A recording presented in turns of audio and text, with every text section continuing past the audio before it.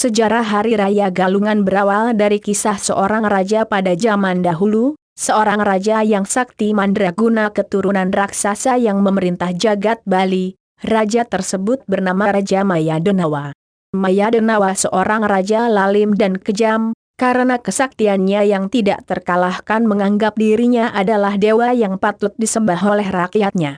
Kesaktiannya tersebut diperoleh karena keteguhan dan ketekunan imannya memohon kepada Dewa Siwa, agar diberikan kesaktiannya dan agar bisa merubah wujud. Hasil dari ketekunan menyembah dan memohon kepada Dewa Siwa, maka dikabulkanlah keinginannya, sehingga Mayadenawa menjadi raksasa sakti yang mampu melakukan perubahan wujud.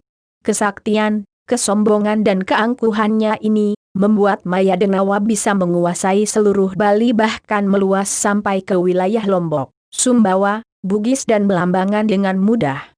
Raja kejam ini tidak memperbolehkan rakyatnya menyembah dewa dan menghancurkan pura yang ada. Rakyat tidak berani menentang karena kesaktian dan kekejaman raja, semua rakyat akhirnya patuh.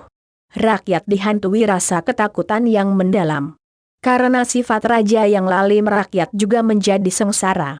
Tersebutlah seorang pendeta bernama Sangkul Putih atau Mpu Sangkul Putih yang juga merupakan pemangku agung di Pura Besakih. Melihat situasi seperti ini beliau menjadi sedih, pura yang dihancurkan dan kondisi rakyat yang serba ketakutan. Akhirnya sang pendeta melakukan meditasi atau tapa yoga di Pura Besakih, untuk memohon petunjuk dari para dewa. Dalam tapa yoganya beliau mendapat petunjuk dari Dewa Mahadewa agar beliau pergi ke Jambudwipa, India, untuk meminta bantuan. Akhirnya bantuan datang dari India dan juga kahyangan yang dipimpin oleh Dewa Indra untuk memerangi Mayadenawa dan pasukannya. Mayadenawa sudah mengetahui kedatangan tersebut karena memiliki banyak mata-mata, mempersiapkan pasukannya dengan baik, sehingga terjadi perang dahsyat dan banyak yang tewas di kedua belah pihak. Tapi akhirnya pasukan Mayadenawa berlari kocar-kacir meninggalkan medan peperangan. Mengetahui hal ini Mayadenawa merencanakan daya upaya licik untuk menghancurkan pasukan kahyangan. Pada saat jeda perang di malam harinya, karena kesaktiannya bisa merubah wujud, bisa menyusup pasukan Dewa Indra dan memberi racun pada sumber air. Agar tidak ketahuan, maka Mayadenawa mengendap-endap berjalan memiringkan kakinya dengan hanya menggunakan sisi kakinya saja, sehingga tempat tersebut dikenal dengan nama Tampak Siring. Pada pagi harinya pasukan kahyangan yang meminum sumber air tersebut keracunan. Mengetahui hal ini Dewa Indra dengan kesaktiannya menciptakan sumber air baru yang mampu mengobati dan menyembuhkan pasukan yang keracunan, sehingga mereka semua sembuh sedia kala. Sumber air tersebut sekarang dikenal dengan nama Tirta Empul, sedangkan tempat mengalirnya sungai tersebut dinamakan Sungai Pakerisan. Setelah mereka pulih semua, kembali melakukan pengejaran. Dalam pelariannya Mayadenawa juga sempat bersembunyi di sebuah gua, sehingga tempat tersebut dinamakan Goa Mayadenawa.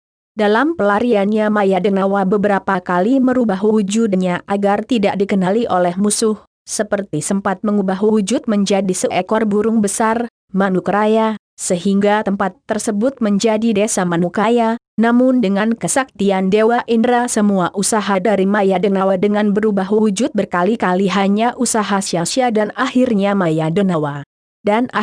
Dewa Indra mampu membunuh Mayadenawa. Darah yang mengalir dari Raja Lalim ini menjadi sungai bernama Sungai Petanu. Sungai tersebut konon juga dikutuk. Jika air sungai tersebut digunakan mengairi sawah, maka padi akan tumbuh dengan cepat, namun akan keluar darah saat panen dan akan mengeluarkan bau. Mungkin kutukan tersebut sekarang sudah berakhir karena berlaku hanya dalam 1000 tahun. Dan kemenangan Dewa Indra melawan Mayadenawa inilah disimbolkan sebagai kemenangan kebaikan melawan kejahatan yang diperingati sebagai Hari Raya Galungan. Dari sinilah sejarah Hari Raya Galungan tersebut yang diturunkan dari generasi ke generasi sampai sekarang ini. Saat perayaan ini juga ada tradisi memenjor atau membuat penjor. Penjor menggunakan bambu melengkung yang melambangkan gunung tertinggi tempat stana dewa, dihiasi oleh hasil bumi atau pertanian untuk mengingatkan kita bahwa hasil bumi tersebut berasal dari Tuhan, dan secara utuh berarti ucapan terima kasih kepada Ida Sang Hyang Widiwasa atas segala kemakmuran yang telah dilimpahkan.